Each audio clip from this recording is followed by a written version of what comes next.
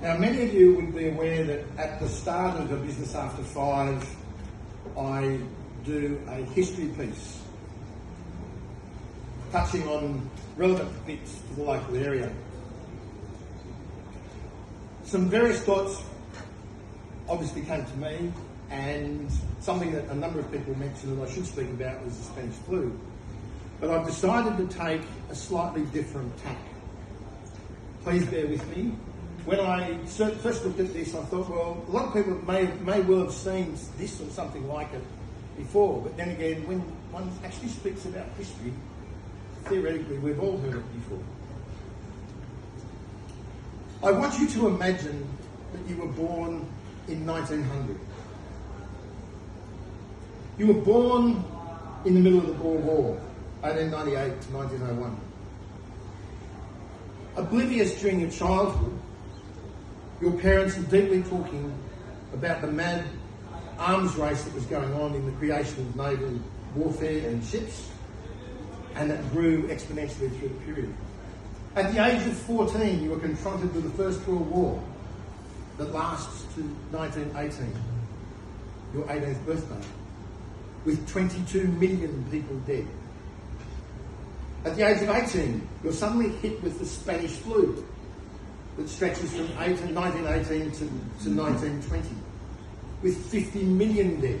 Something that you may not be aware of, it's actually the American flu that was first discovered in Spain, and the Americans made sure it got called the Spanish flu.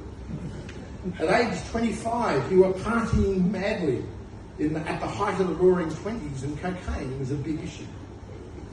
By the age of 29, in 1929, Wall Street crashes and begins the global economic crisis known today as the Great Depression, which caused inflation, unemployment and famine.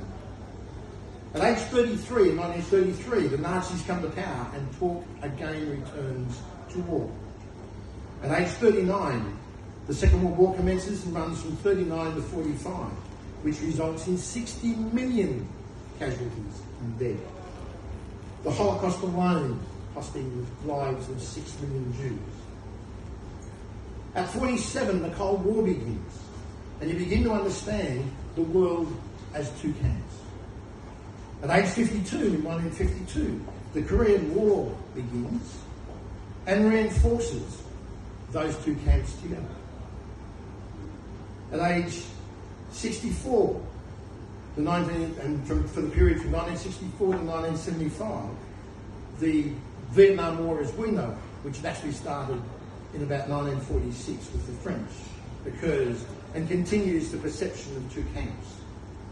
In your 70s and 80s, there come numerous humanitarian actions, military actions dealing with various national skirmishes that come about with thousands and millions of deaths in those. But in your lifetime, you've seen powered flight, radio, television, telephones, a plethora of appliances, space flight, computers, the World Wide Web, and much, much more. A child born in 1985 thinks their grandparents have no idea how difficult life is. But in reality, they have survived an unbelievable barrage of life-destroying events. None of the things I mentioned before existed back in those days, and we take them for granted today. But humanity survived those circumstances and never lost sight of a positive future and a commitment to strength, unity, and building a life together as humans. And they never lost sight of the joy of living. A small change in our perspective can generate miracles.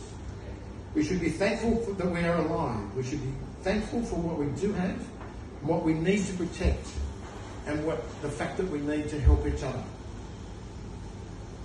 And my closing point, it is that we as a chamber believe is our responsibility in the field of business.